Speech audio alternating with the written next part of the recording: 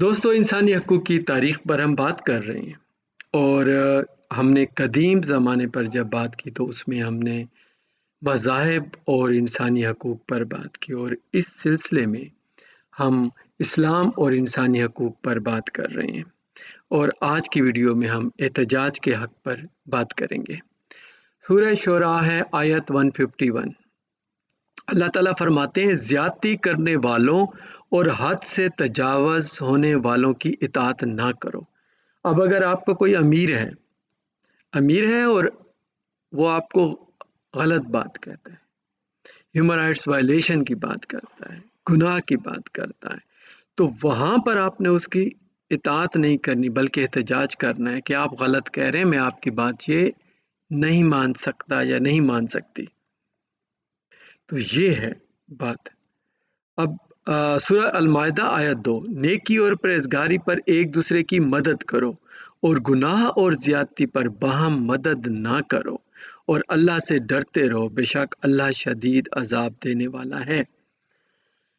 اس آیت میں اللہ تعالیٰ کہتے ہیں کہ اب جب نیکی اور پرہیزگاری ہو پھر تو آپ ایک دوسرے کی مدد کریں گے، یہ تو ٹھیک ہے، لیکن جب گناہ اور زیادتی ہوگی کسی انسان کے ساتھ، اس کی ہیومن رائٹس وائلیشن ہوگی، تو وہاں پر آپ مدد نہیں کریں گے بلکہ رکاوٹ بنیں گے، وہاں پر آپ احتجاج کریں گے۔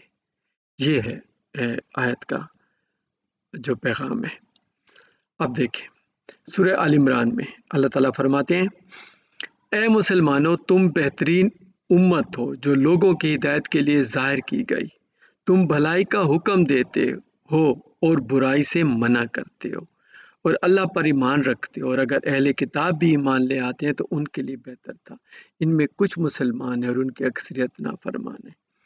تو اب آپ بات دیکھیں کہ بہترین امت ہو جو لوگوں کی ہدایت کے لیے ظاہر کی گئی ہے، بھلائی کا حکم دینے ہے، برائی سے منع کرنا ہے، یہ ہے احتجاج کا حق۔ تو جب برائی ہے تو اس سے پھر آپ نے منع کرنا ہے، وہ چاہے کوئی بھی ہو۔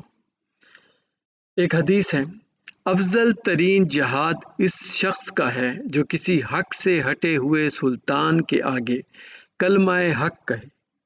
پھر کتنا بڑا احتجاج ہے۔ تو وہ سلطان یا وہ حکمران جو حق سے ہٹ گیا ہے تو اس کے خلاف پھر آپ نے کلمہ حق بلند کرنا ہے، احتجاج کرنا ہے۔ یہ ہے اسلام میں بار بار احتجاج کا حکم آیا ہے۔ آرٹیکل 21 ہے، انٹرنیشنل کانونٹ ہے سول اینڈ پولیٹیکل رائٹس۔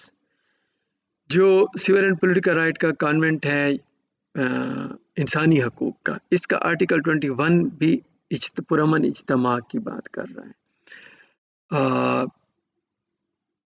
پرامن اجتماع کا حق تسلیم کیا جائے گا، تو اس حق کو وہ تسلیم کرتے ہیں، اس حق کے استعمال پر کوئی پابندی نہیں لگائی جائے گی سوائے ان پابندیوں کے جو کسی جمہوری معاشرے میں قانون کے تحت ضروری ہیں اور جن کا مقصد قومی سلامتی یا تحفظ عامہ، امن و امان، صحت، اخلاق عامہ یا دوسروں کے حقوق اور ان کی آزادی کا تحفظ ہو۔ اور اب اگر کوئی آپ ایسا اجتماع کر رہے ہیں، ایسا احتجاج کرتے ہیں جو کہ دوسروں کے حقوق میں وائلیشن کرتا ہے، پھر اس پر اجازت نہیں ہوگی۔ باقی پرامن اجتماع کا، پروٹیسٹ کا، احتجاج کا ہر انسان کا، ہر تنظیم کا حق ہے۔ اسلام اور انسانی حقوق پر ہماری بات جاری رہے گی۔ شکریہ۔